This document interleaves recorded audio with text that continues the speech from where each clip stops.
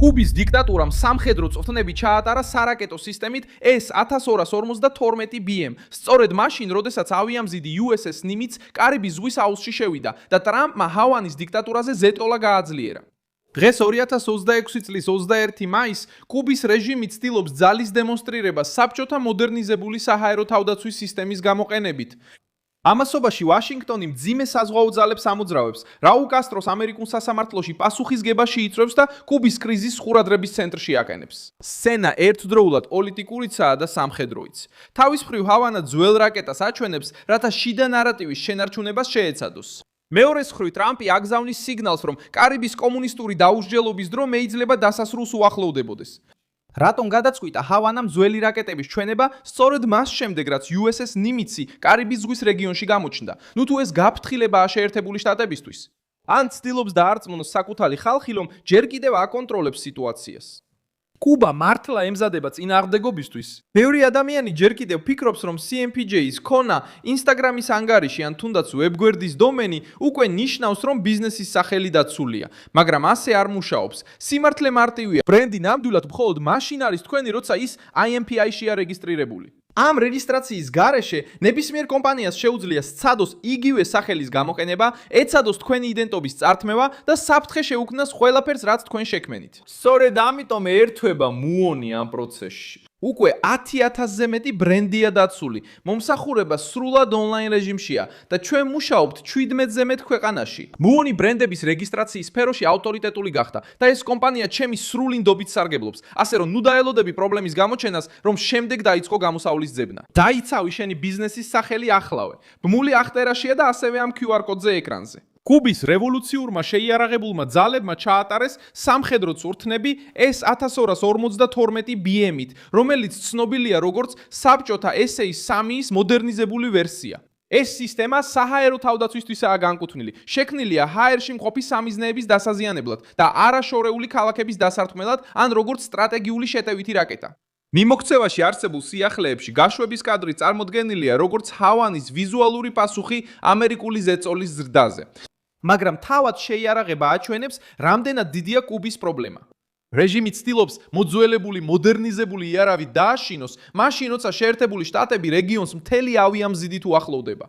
S-1252 BM წარმოდგენილია როგორც შედარებით უფრო თანამედროვე საჰაერო თავდაცვის პლატფორმა, რომელიც კუბას აქვს ხელმისაწვდომი. ის უფრო მობილურია ვიდრე ორიგინალი საბჭოთა ვერსია, მაგრამ კვლავ შეზღუდულია სტელს გამანადგურებლების, ზუსტი დარტყმებისა და თანამედროვე ამერიკული სამხედრო შესაძლებლობების წინააღმდეგ. კუბის გზავნილი პოლიტიკურია ვიდრე სამხედრო. ჰავანა სულს თქვას, რომ მზად არის რეაგირებისთვის, მაგრამ ეს სურათი ასევე აჩვენებს რთულ რეალობას.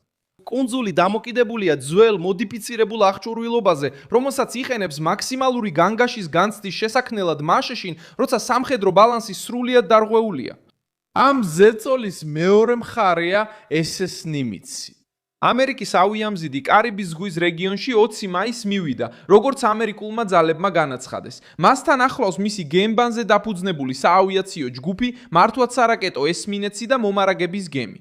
გაზეთმა Folham გაავრცელა ინფორმაცია, რომ ეს გადაადგილება მოხდა რამდენიმე საათის შემდეგ, რაც ტრამპის ადმინისტრაციამ ოფიციალურად წაუყენა ბრალი რაულ კასტროს. ნიმიცის ჯგუფი უკვე მონაწილეობდა ოპერაციას სამხრეთის ზღვები 2026-ში, რაც ამერიკის შეერთებული შტატების მეოთხე ფლოტის გადაადგილებას გულისხმობდა რეგიონში, სამხრეთ ატლანტიკის, სამხრეთ წყნარი ოკეანისა და კარიბის ზღვის ტერიტორიებზე. ნიმიცის ჩამოსვლა კრიზისის მნიშვნელობას ცვლის, რადგან ავიამზიდი ჩვეულებრივი ელემენტი არ არის პოლიტიკურ დაპირისპირებაში. ის ატარებს თვითფრინავებს, სენსორებს, სარდლობას, კომუნიკაციას, თავდაცვას და უბრალო ყოფნით შექმნილ ზეწოლას. როდესაც ვაშინგტონი ასეთ სტრუქტურას კარიბის ზღვის რეგიონში ათავსებს, შეტყობინება პირდაპირ მიეწოდება ჰავანას კუბის სამხედროებს, რეჟიმის მოკავშირეებს და ფლორიდაში მცხოვრებ კუბელ ემიგრანტებს. კუბა იცის, რომ ეს ჩვეულებრივი დიპლომატიური ნოტა არ არის. ის დგას ტრამპის ძალის დემონსტრაციის წინაშე შეერთებული შტატების სტრატეგიულ ეზოში. კუბის რეაქცია S-1252 BM-ით სწორედ ამ საკითხს ეხება. რეჟიმი ცდილობს უპასუხოს წვრთნებით, გაშვების კადრებით და წინააღმდეგობის რიტორიკით. ეფექტი კი გააზრებული პანიკაა. კუბა ცდილობს აჩვენოს, რომ მუხლებზე არ დგას, მაგრამ საბოლოოდ ამჟღავნებს, რამდენად არ არის მისი თავდაცვა დამოკიდებული ძველ აღჭურვილობაზე. ამ ესკალაციის უშუალო მიზეზი უკავშირდება რაულ კასტროს შემთხვევას. 20 მაისს შეერთებულმა შტატებმა წაუყენა ბრალდება კუბის ყოფილ ლიდერ რაულ კასტროს მკვლელობაში, ამერიკელი მოქალაქეების მკვლელობის შეთქმულებაში და საჰაერო ხომალდების განადგურებაში 1986 წლის ეპიზოდთან დაკავშირებით. როდესაც ჯგუფ ძმები გადასარჩენათთან დაკავშირებული თვითმფრინავები კუბის რეაქტიული თვითმფრინავების მიერ ჩამოაგდეს, როიტერსმა გაავრცელა ინფორმაცია, რომ რაულ კასტრო და 5 კუბელი სამხედრო პილოტი დაადანაშაულეს, ხოლო დროებითმა გენერალურმა პროკურორმა ტოდ ბლანჩიმ განაცხადა, რომ იმედოვნებს კასტრო ბრალდებებს საკუთარი სურვილით თუ სხვა გზით მაინც შეხდება. ეს ბრალდება ამერიკული ზეწოლის ახალ ფაზას ხსნის. ეს მხოლოდ ემბარგოს, ნავთობის ან იდეოლოგიური რიტორიკის შესახებ დავა აღარ არის. დონალდ ტრამპმა კუბის ძველი ხელმძღვანელობა ამერიკის შეერთებულ შტატებში სისხლის სამართლის პასუხისგებლობის ცენტრში მოაქცია. ჰავანასთვის ეს ბრალდება გაფრთხილებას წაწარმოადგენს. დიქტატურა ახლა იურიდიულ ზეწოლასთანაც უნდა გამკლავდეს. სამხედრო, ეკონომიკური და სიმბოლური ზეწოლა ერთდროულად. კუბა ამას პოლიტიკურ მანევრად მოიხსენიებს. მიგელ დიას კანელმა განაცხადა, რომ კუნძულს აქვს თავის დაცვის უფლება და უკვე გააფრთხილა, რომ ამერიკულ სამხედრო მოქმედებას შეიძლება სისხლის ზღვრა მოხვეს. თუმცა ჰავანის პოზიცია დაურწმუნებლობას ამჟღავნებს. თეთრმა სახმა უკვე იანვარში მოამზადა ნიადაგი, როდესაც დონალდ ტრამპმა გამოაცხადა კუბასთან დაკავშირებით ეროვნული საგანგებო მდგომარეობა და დაადანაშაულა კუბის მთავრობა ეროვნული უსაფრთხოებისთვის საფრთხის შექმნაში და შეერთებული შტატების საგარეო პოლიტიკა.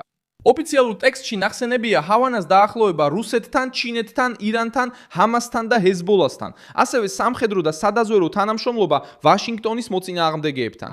ეს პოლიტიკური საფუძველი ხსნის, რატომაც ნიმიცის გაგზავნა ცალკე მოვლენად არ ჩანს. ის იმ ღონისძიებების სერიაში ჯდება, რომელიც რეჟიმზე სხვადასხვა მხრიდან ზეწოლის გასაძლიერებლად არის შექმნილი. ასევე არსებობს სამხედრო მეთვალყურეობის ფენა. გაზეთმა კორეიო ბრაზილიენსემ მოყვანილმა თვალთვალის მონაცემებმა აჩვენა, რომ გასულ კვირას კუბასთან ახლოს შეერთებული შტატების საზღვაო ძალების დრონებისა და სადაზვეროთო თვითმფრინავების ფრენები დაფიქსირდა. ეს მიუთითებს იმაზე, რომ ვაშინგტონი მხოლოდ სიტყვებით არ შემოიფარგლება. ის აკვირდება ზომავს, ადევნებს თვალს, გადაადგილებებს და ამზადებს სხვადასხვა ვარიანტებს. ესეთი ტიპის კრიზისში გადაწყვეტილების მიღებამდე ჯერ დაზვერვა მუშაობს. და როდესაც დაზვერვა ჩნდება ავიამზიდებთან, ბრალდებასთან და სანქციებთან ერთად, ჰავანა მესიჯს სწორად იგებს. მარკო რუბიო ამ წნეხის ცენტრალურ ფიგურად ჩნდება. 21 მაისს მან განაცხადა, რომ ამ ეტაპზე კუბასთან მოლაპარაკებული და მშვიდობიანი შეთანხმების შანსი მაღალი არ არის, მიუხედავად იმისა, რომ შეერთებული შტატები აცხადებს მოლაპარაკებულ გამოსავალს ამჯობინებს. ამავე დროს რუბიომ განაცხადა, რომ კუბამ მიიღო ამერიკის 100 მილიონი დოლარის ჰუმანიტარული დახმარების შეთავაზება.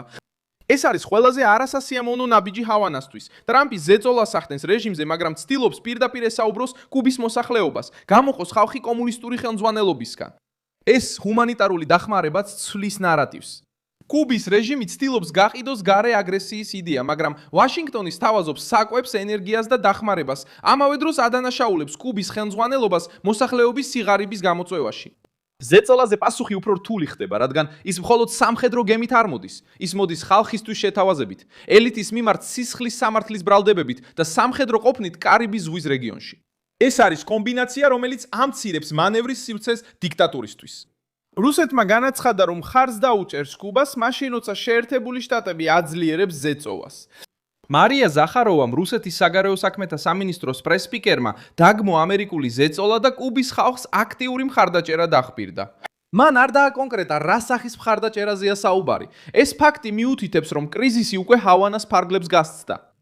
კუბური რაკეტების ტესტი და ნიმიცის ჩამოსვლა ვაშინგტონსა და მოსკოვს შორის უფრო ფართო თამაშის ნაწილად იქცა. კუბა კვლავაც დასავლეთ ნახევარსფეროში მტრული რეჟიმების ფორპოსტად ფუნქციონირებს. კარიბის ზღვის რეგიონი ახლა აკვირდება, როგორც ცდილობს რეჟიმი ძლიერი გამოჩნდეს, მაშინ როცა შეერთებული შტატები ავიამზიდებით, კრიმინალური მართლმსაჯულებით, დაზვერვითითა და ჰუმანიტარული დახმარებით თამაშის ცენტრშია.